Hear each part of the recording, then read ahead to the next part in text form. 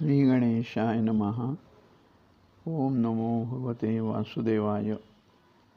श्री अधिक मास महात्म्य कथासार अध्याय 8। सुदेव पुत्र निधन। श्री गणेशाय नमः। श्री सरस्वत्यै नमः। श्री गुरुभ्यो नमः।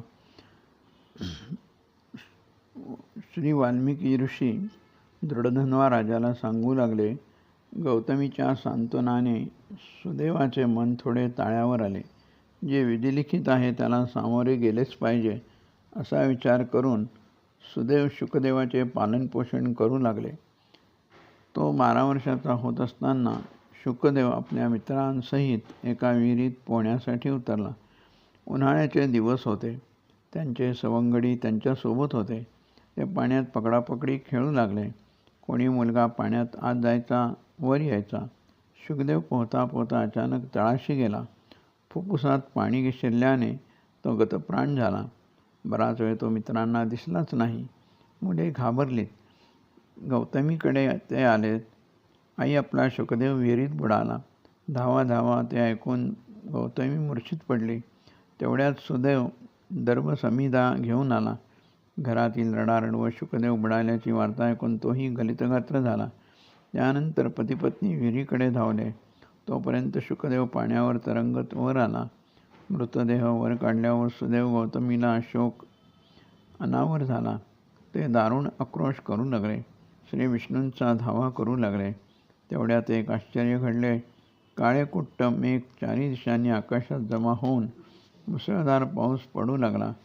कारण आपण पावसात भिजल्याचे भानही त्यांना राहिले नव्हते. महिनाभर पाऊस पडला. मुलाच्या प्रेताजवळ बसून सदैव महिनाभर अन्न पाण्याविना राहिला. त्यामुळे त्याला उपासही घडला आणि स्नानही घडले. महिनाभराने पाऊस थांबला. सूर्याचे दर्शन झाले. सुदैवाकडून नकळत तप घडले. तो अधिक महिना होता. त्यामुळे भगवान श्रीविष्णू त्याच्यासमोर प्रकट झाले. श्रीविष्णूंचे दर्शन होताच सुदैवाची ग्लानी नाहीशी झाली. भगवान श्रीविष्णू म्हणालेत, तुझा पुत्र शुकदेव जिवंत करतो. त्याला 12,000 वर्ष आयुष्य लाभेल. त्याच्या दर्शनासाठी देवही आतुर होतील. गरुडाच्या आशीर्वादाने झालेला हा शुकदेव तुला नित्य सुख देईल. तू गृहस्थाश्रमाचे सुख भोगशील. मग ब्रह्मदेव लोकात निवास करशील. तेथून पृथ्वीवर राजा म्हणून जन्मास येशील.